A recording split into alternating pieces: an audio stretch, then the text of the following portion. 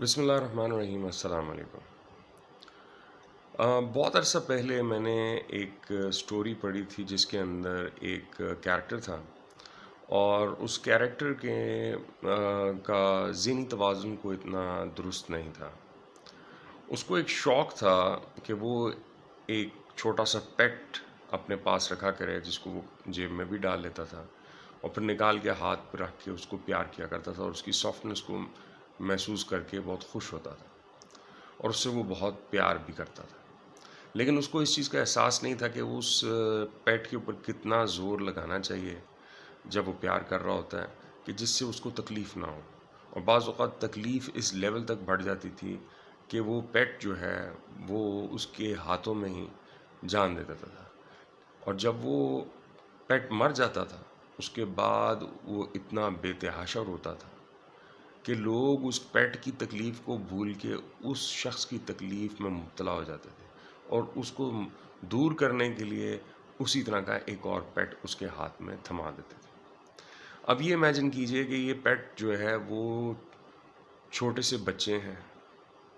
اور جو لوگ پیٹ لا کے اس کے ہاتھ میں تھماتے ہیں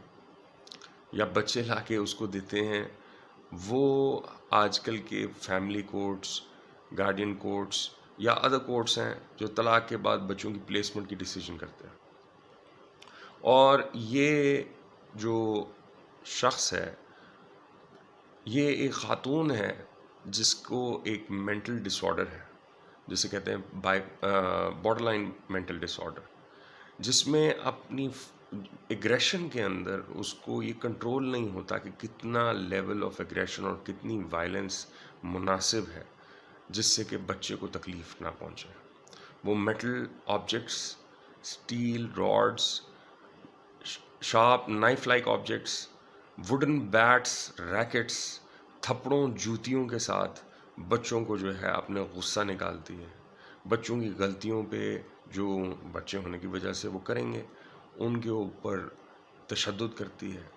ان کو جو ہے ڈراتی دھمکاتی ہے، اور پھر جب اس کو احساس ہوتا ہے کہ میں نے ان کو اپنے سے بہت دور کر دیا ہے، تو ان کو اپنے قریب کرنے کے لیے رونا شروع کر دیتی ہے،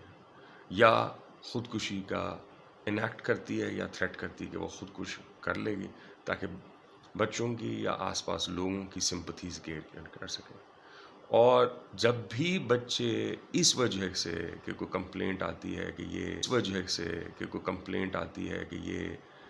مس ٹریٹ کیے جا رہے ہیں، اسے دور کرنے کے لیے بات آئے، تو وہ پھر رو دھو کے اتنا بے تحاشا رو کے کہے کہ میں ان بچوں کے بغیر زندہ نہیں رہ سکتی، کہ وہ کورٹس اس کو دوبارہ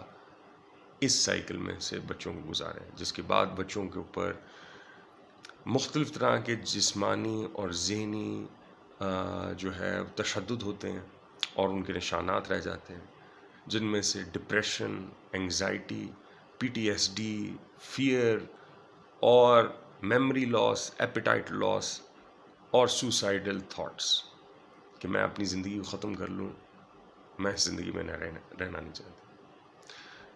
اگر اس طرح کی سچویشن میں کورٹس کو بارہا اطلاع کی جائے، اور وہ بار بار آزمانے کے بعد، بچوں کے انٹرویوز دینے کے بعد، بار بار اپنی رائے دینے کے بعد ان کو پھر بھی یہ کہا جائے کہ وہ ماں ہی تو ہے، تو آپ بتائیے اس سچویشن میں ہمیں کیا کرنا چاہیے؟ اپنی رائے کے ساتھ اپنے کامنٹس بھیجیے۔ آپ کی بہت شکریہ، مہربانی۔